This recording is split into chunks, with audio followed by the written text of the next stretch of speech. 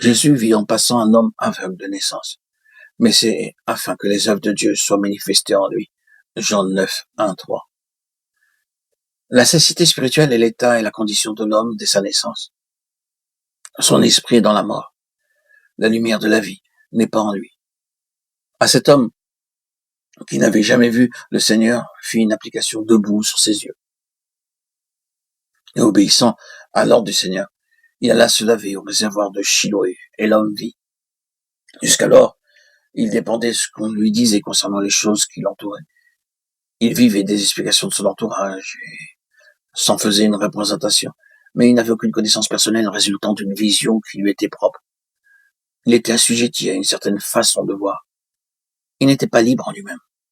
Dès que l'aveugle fut l'objet de ce miracle, le fait immédiat, c'est que cet homme se trouva en but à l'opposition du système religieux de son temps. Il en est toujours ainsi quand un homme a commencé de voir et devient la cible de ceux qui prétendent posséder la vérité et en être les dépositaires. Nous voyons ainsi ce que produit la lumière lorsqu'elle vient. L'aveugle, ou plus exactement celui qui l'avait été, prit position avec fermeté face aux pharisiens incrédules lorsqu'il déclara « Je sais une chose, c'est que j'étais aveugle, que maintenant je vois ». Jean 9, 25. Il aurait pu prolonger par ces mots. Auparavant, je dépendis de votre enseignement, de votre credo, mais à présent, la lumière de la vie a produit en moi une émancipation, un élargissement intérieur. Je ne suis plus sous le carcan de votre loi du tu dois. Je ne suis plus dépendant d'une ligne d'enseignement et de pensée. Je suis libre. La compréhension de cet homme avait rapidement grandi. Ses déclarations religieuses portent déjà la marque de l'autorité que produit la lumière de la vie.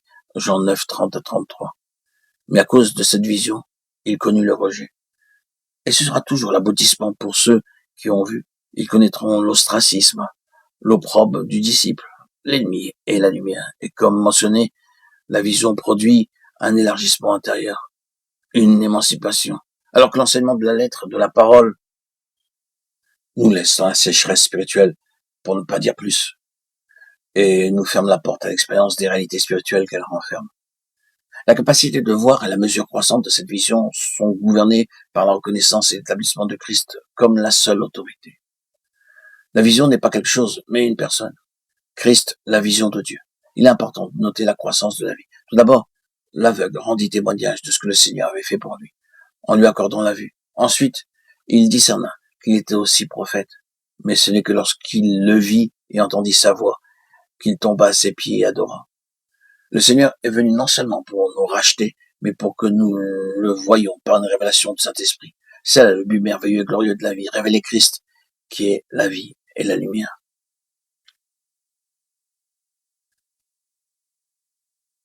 En lui était la vie, et la vie était la lumière des hommes. Jean 1, 4.